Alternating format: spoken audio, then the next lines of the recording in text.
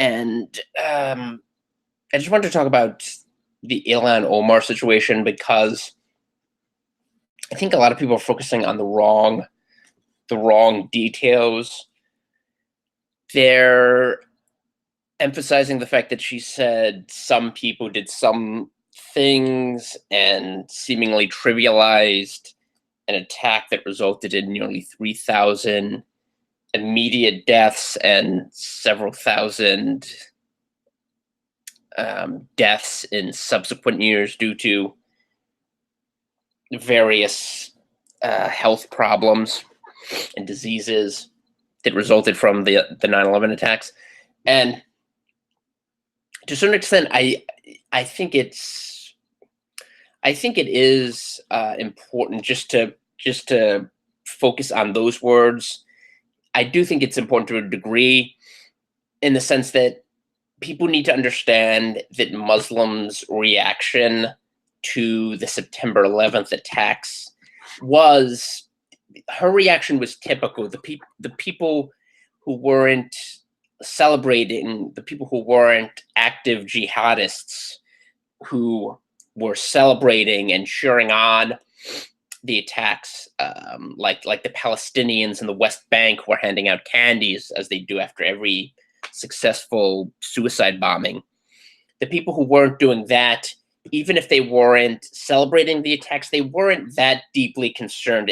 The deaths of non-Muslims to Muslims, for the most part, and this is a generalization, but devout, serious Muslims, the deaths of non-Muslims are not that important. Now, I mean, of course, there are exceptions. I had a very good Yemeni Muslim friend in high school and college who was appalled when an atheist friend of colleague of his brought these beheading videos to his attention, and he was just deeply distraught. And I'm not saying that Muslims have no humanity. There are people, but there are people that express a deep sadness and pain at these events, these jihadist attacks. So I'm not saying that those Muslims don't exist, but I'm saying in general, if someone's a devout Muslim, the deaths or the misfortune of non-Muslims are not that important. It's I think it's something that most people don't understand, but it's true. So her reaction was not atypical in that regard, but I don't think that that's the most important element of her remarks. I think more attention should be focused on the fact that she excuse me, that the way she described the media attention or focus on the perpetrators of the attack, in this case Osama bin Laden and Al Qaeda, kind of gives you an inkling as to how Muslims perceive Islam and the abundance of Muslim jihadist attacks.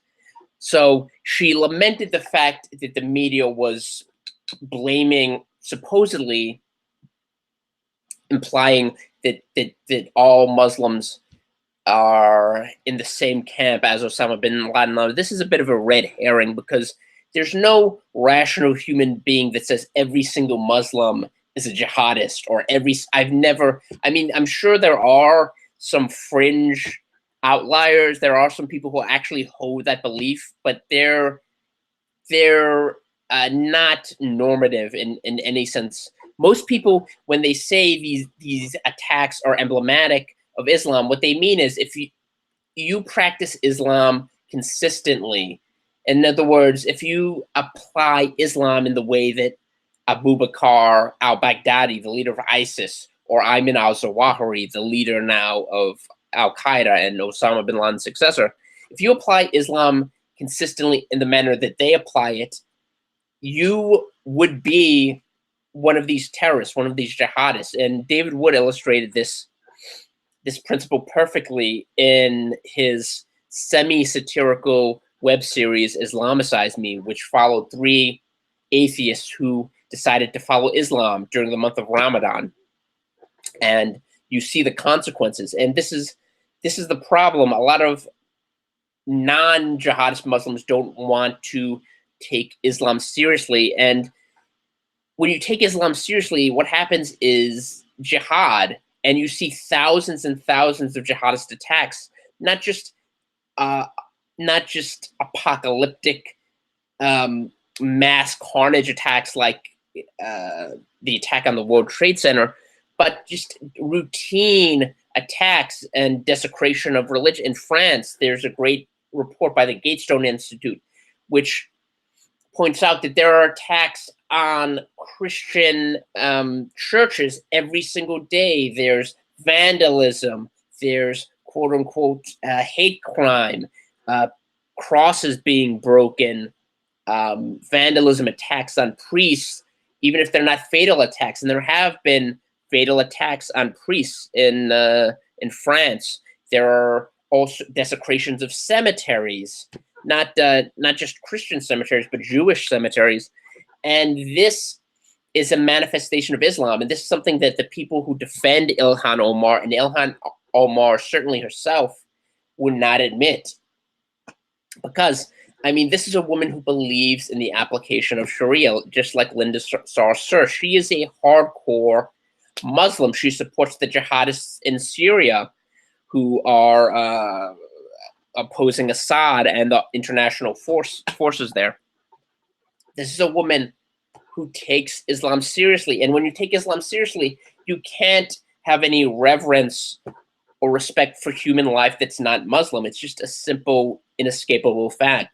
And this is something people don't want to admit because it makes them look askance at their Muslim neighbors or their Muslim friends. And I think people just need to face reality that Islam is not systemically, it's not compatible with Western civilization. So when you have Muslim congressmen or Muslim senators, Muslims who take their religion seriously, this is the result. And in order to deflect attention from this, you have to create a hysteria over Donald Trump and critics of Islam and claim that they're attacking a poor brown woman simply because of her skin color, when the fact is it has nothing to do with her skin color. It has everything to do with her ideology and her dogmatic religious beliefs. It's just a simple fact. The left has found a way to immunize themselves from critiquing the history's most regressive, barbaric doctrine simply by putting up a brown face, or in the case of Rashida Tlaib, an off-white face. But you can put up whatever mascot you want. It's not going to change the fact that Islam is a death cult, both literally and figuratively and spiritually. But for those who are not interested in spiritual warfare, there is the literal warfare that's being practiced, both overtly in attacks like September 11th and Bali and the London bombings and the 9,000 jihadist attacks that occur every year, and stealth attacks on our political system that are being undertaken by people like Ilhan Omar, Rashida Tlaib, and Linda Sarsour, and so on and so forth. And people just need to wake up and realize this, even if it makes them even if it makes them anxious or troubles them or makes them reconsider how they view Islam by virtue of the fact that they have Muslim friends or Muslim neighbors. They have to understand that those people, if they were sincere Muslims, they would have the same reaction as Ilhan Omar did, at the very least.